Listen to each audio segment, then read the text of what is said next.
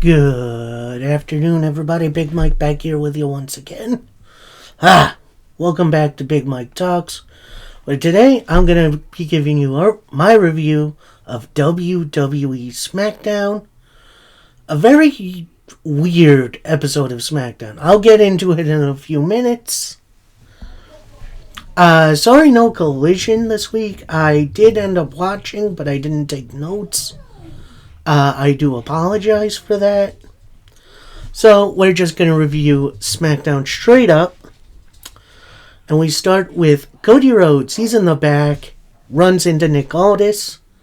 Aldis then reveals he is taking Cody out of the main event for SmackDown, which was originally a 6-man tag with Tama Tonga, Jacob Fatu, and Solo taking on Priest, Strowman, and Cody. And this comes from the top brass himself, the final boss, The Rock. We'll get to that piece of business in a little bit. First, we got our first matchup of the evening, as we have Drew McIntyre taking on Jimmy Uso. I almost said Jay, but it is in fact Jimmy. And I'll admit this match was very, very enjoyable. A lot of good back and forth action, including Drew hitting an Alabama slam into the ring steps on Jimmy. Jimmy fights back a little bit, hits a sphere, and misses an Uso splash. Jimmy blocks a Claymore into a super kick. Drew with a Glasgow kiss. Once again goes for an Alabama slam. Jimmy then tucks in a big old roll-up for the win. I am surprised they gave Drew a loss, especially with Elimination Chamber coming. But post-match, Drew attacks Jimmy, hits him a couple of times. Officials then come out. They start leading him out. Drew then gets back in the ring, hits a Claymore on Jimmy to end the segment. So Drew definitely gets some heat back. I don't understand him losing here, though. Maybe they're building something up for Jimmy for WrestleMania, in which I have no idea what that could be. But we'll see. We then see the recap of Solo's return from a couple of weeks ago to the main event last week. We then see Solo arriving in the arena, runs pretty much straight into Jacob Fatu and Tama Tonga, saying last week was a complete accident. And then Jacob replies, if it wasn't an accident, you wouldn't be standing here right now. Solo then says, alright, with tonight's change, I'm just going to be managing you two. Jacob then says, Nah, you've been away so long, let's us team up, and I'll take the lead tonight. Solo's like, alright, that's why I love you, Jacob. And he walks off. Jacob saying nothing. It definitely feels like Jacob Fatu is slowly taking over the lead of the bloodline from Solo, and the ultimate inevitable breakup, it's gonna hit. That's gonna hit hard. We then get an Elimination Chamber hype video, which was very, very good looking. We then see Carmelo Hayes in the back, and then he runs into R-Truth, who is like, oh, I'm so excited for our match tonight. He's just like, match tonight? No, we had our match. That was last week. And then The Miz walks in. He says, I talked to Nick Aldis. I got us a tag team match tonight against Truth. And I got a great name for our team. Mellow Don't Miz. And then we see Hayes and Miz arguing for a little bit. And then Truth saying, I got myself a mystery partner. He's a Louisiana native, because they're in New Orleans. And we'll see that later on.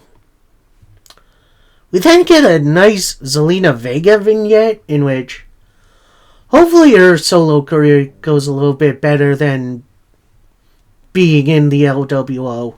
She's talented. We then go to this next matchup as The Miz teams up with Carmelo Hayes to take on R-Truth and his partner, LA Knight. Now, yes, we know he is not a Louisiana native, but Truth got confused, thinking LA was for Louisiana, if you've ever looked on a map. So, yeah, this match was something. Hayes and Truth definitely have some chemistry, but Miz and Knight, oh my god. So Knight went for like a backbreaker or whatever, and that did not work out well. Like, I am so surprised that was happened like that. So near the end, LA Knight and Miz, I want to say, they're brawling a little bit on the outside. Then we see a big kick from Shinsuke Nakamura, who takes out LA Knight. So it is Truth against Miz and Hayes, 2-on-1. Truth attempts the 5 moves of doom, but on the AA that gets blocked. Miz breaking up the STF. Hayes hits the first 48, and then Miz attempts a skull-crushing finale at the same time to pick up the win.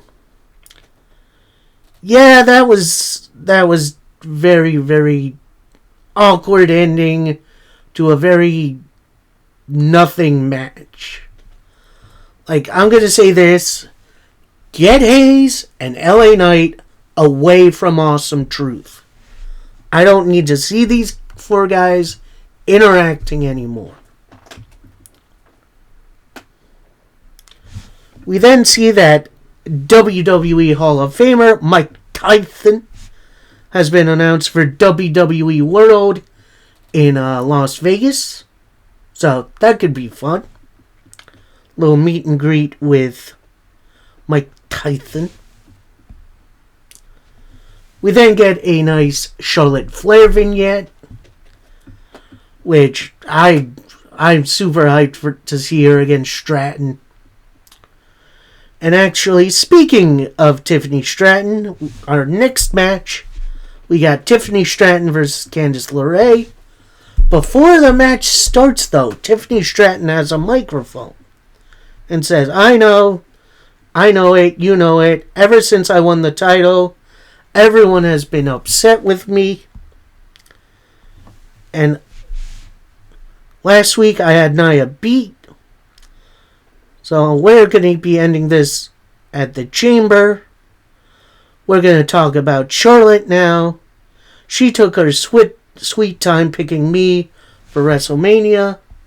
But dreams do come true. No one loves to kick a girl while she's down quite like Charlotte. Charlotte, I'm not just coming to beat you at WrestleMania. I'm coming for your spot.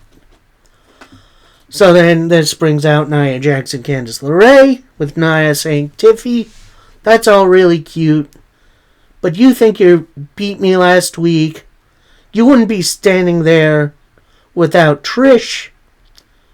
And after we're done with you at the Chamber, I'm coming for the title I never lost. you won't even see WrestleMania when I'm done with you. Tiffy then responds, Candice, no one has your back tonight. I could take you out right now.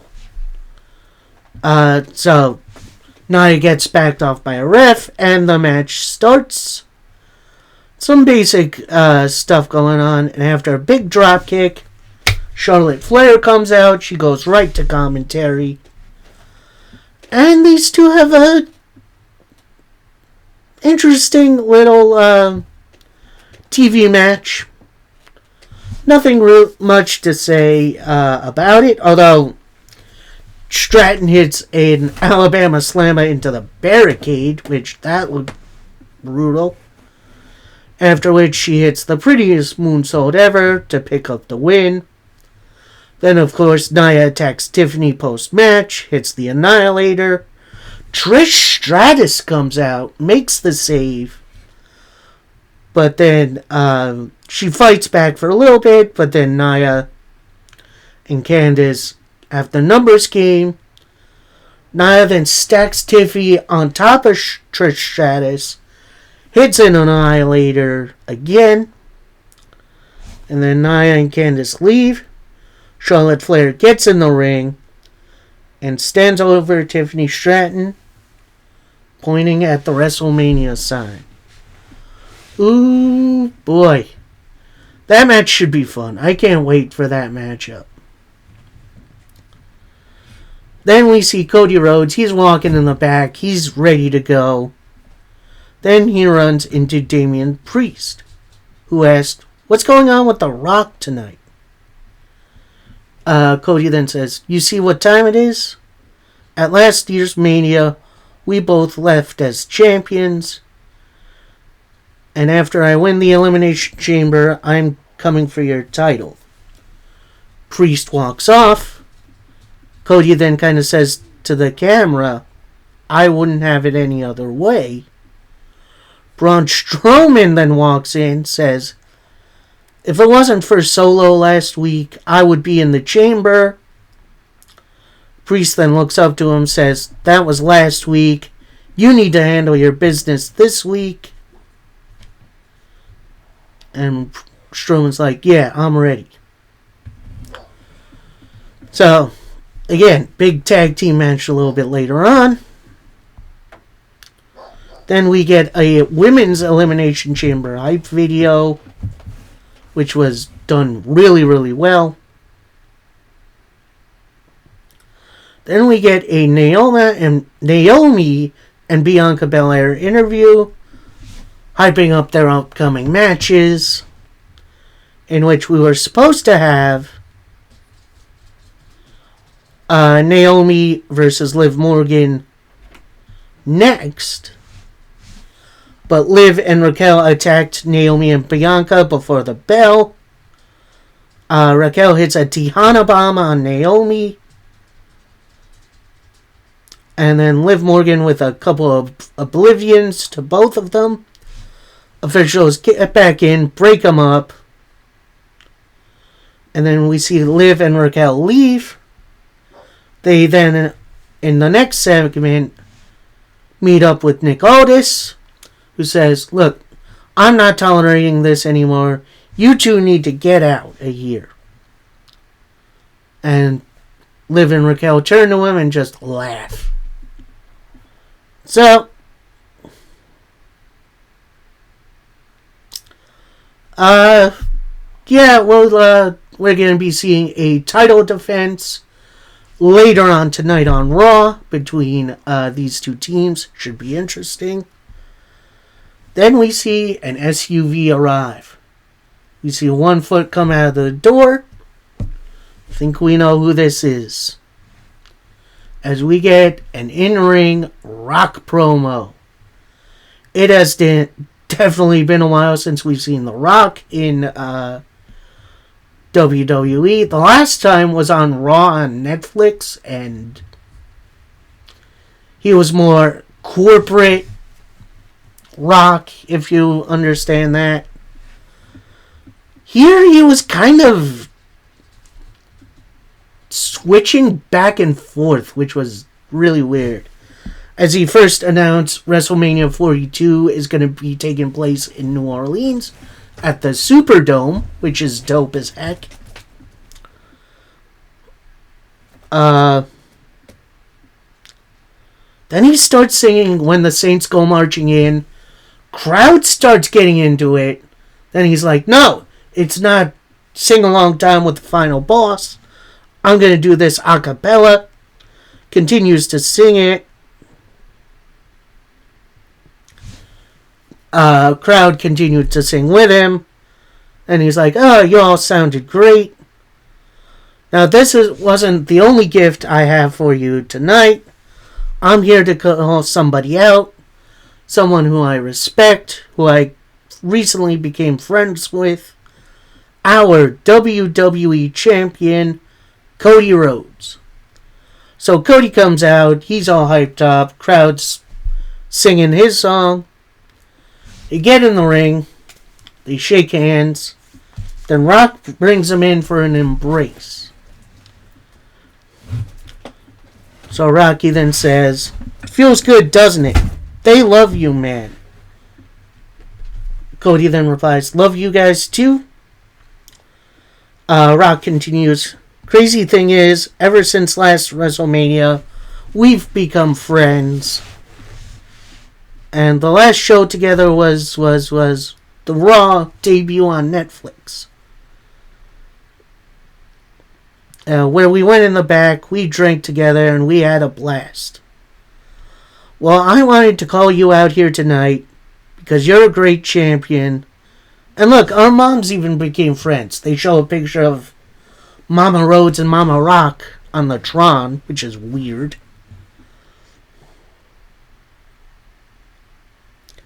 Rock continues, it's been a genuine pleasure becoming your friend. But now I need you to understand I'm on the board of TKO, which owned WWE. And Rock is friends with Ariel Helwani. I hope I pronounced that right. Rock continues, I am the most powerful man in WWE. While you are a great champion, you could be something more. You could be my champion. Cody Rhodes looks around in a confused look, says, I didn't expect this. This wasn't on my bingo card for the evening. Be your champion? I can't be your champion. I'm their champion. Crowd gives a big reaction. Rock then replies, yes, you are their champion. But this is our universe. You could be something so much more. You bring so much joy to everyone as possible. You are the guy with millions of followers on social, while I got billions. I'm the most followed man in America.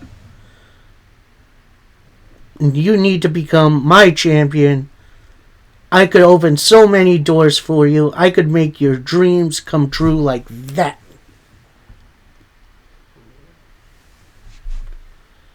You met my family millions of times.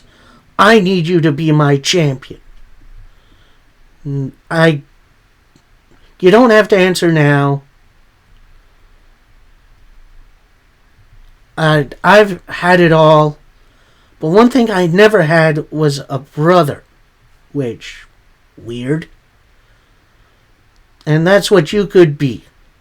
You faced Roman last year. You talked to everyone. And everyone said, I moved Cody to the side. What did you do? You bitched. You stood up to me and slapped me. And no one gets away with that. And that's why you're special. And I'm going to make sure your dreams come true. Now, I want you to think about it. You don't have to answer right now. I want the answer March 1st at the Elimination Chamber. And before I leave, it's been an amazing night. But one thing I clearly want is that. Cody looks on his shoulder where the WWE title has been sitting. You want this? You want my title? Is this what this been about? Rock kind of scoffs, says, I don't want that. I want your soul. See you in Toronto. Yeah, dude pretty much turned heel and face more times than the Big Show in his entire career in one night. And look, I kind of get where he's coming from. Rock, when he was just starting out, he was kind of his own man. Then he joined the corporation, became Corporate Rock. I think it's going to be a similar situation. We might see a Cody Rhodes heel turn. Although, we'll talk about that in my predictions some point this week. But, yeah, that was probably The Rock's worst promo I've ever heard. Like, he was very incoherent. He was... I don't know.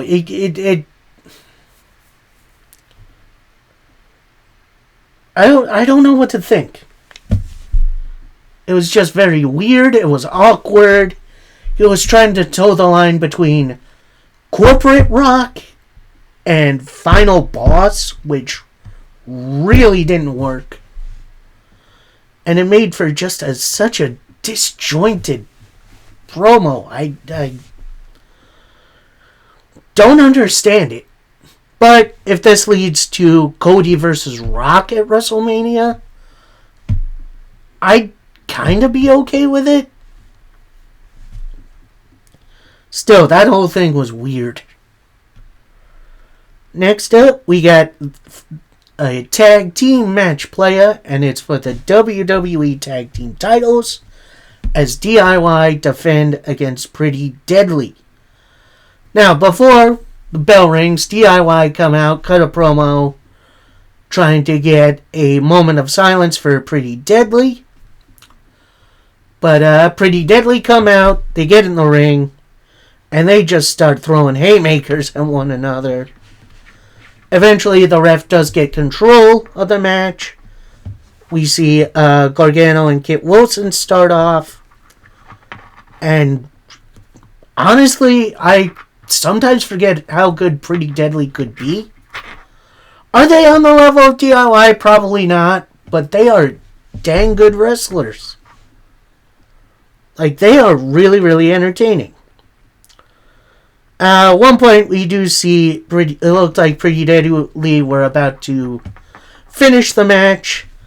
Out come the Street Profits. They attack both teams, leading to a no contest. Guns come out. They brawl a bit with the Profits, but the Profits then fight off the Guns. Yeah, I don't know. I feel like this match could have happened earlier in the night with not a false finish. But of course, The Rock had to have unlimited time because it's The Rock. But from what I saw, that was pretty entertaining. We then get a little history of the Elimination Chamber, and it's honestly surprising how long it's been in use in the WWE. We then go back and see John Cena's announcement for the Chamber at the Royal Rumble press conference, which is the only bit of Cena we've seen since the Royal Rumble. Which, I know he's out shooting movies, whatever, but I want to see more Cena on my TV, and I can't believe I'm saying that. Which is nuts. We then get a recap from this past Monday of Sami Zayn issuing the challenge for Elimination Chamber for Kevin Owens. We then see a Kevin Owens video message. He's in his car, and he says, Sammy, you clearly got what you want. You couldn't take the punishment that I dealt out to you. You want to fight me? You want to hurt me? I thought about your family. I've watched you and your career in Toronto. Then what? Why? 'Cause you're selfish. You make me do this to them. I'll never forgive you for that. Remember, you asked for this. This is all your fault. Kevin Owens' gaslighting is just... This is the kick in the pants Kevin Owens needed for a while now. And I hope this isn't Sami Zayn's last match, because I think a WrestleMania match between them would be awesome. And then finally, we get to our main event of the evening. And it's a tag team match playa, as we got Jacob Fatu and Solo Sikoa taking on Braun Strowman and Damian Priest. Now, usually in the pre-match rant, I guess we could call it, Jacob usually takes the lead on it, talking smack about his opponents. This time, Solo starts it, but then Jacob interrupts, which is very, very interesting. Yeah, this was a really, really fun, hard-hitting bout. A lot of moving pieces. And we finish with Priest attempting a Razor's Edge. Tama Tonga gets up on the apron. Priest knocks him off. Solo with a spinning solo, only for a 2 count. Priest blocks the Samoan spike into the South of Heaven. But then Jacob tags himself, gets in the ring, goes for the super kick on Priest. Priest moves, hits Solo. Solo then gets hit with the Strowman. Jacob then gets hit with the Strowman Express, which is Strowman running around the ring and hitting a shoulder tackle. Priest with the South of Heaven to pick up the win for his team. And yeah, that, like I said, that breakup of Jacob and Solo is pretty much inevitable at this point. And I'm not sure when it's going to happen, though. Will it be in time for a WrestleMania match? Will it be after Mania? I don't know. I guess we shall wait and see. So that was my review for SmackDown. I hope you all enjoyed it. Coming up this week, we got Elimination Chamber. So my predictions are either going to be on Wednesday or Thursday, depending on how I feel. And then Friday will be my review of the regular shows. Monday, I'll probably cover SmackDown and try to... actually, no Collision, because that's going to be Elimination Chamber, in which I'll probably do that on Tuesday. So, got some great content coming out for you soon. Till that time, happy wrestling, everybody. Peace.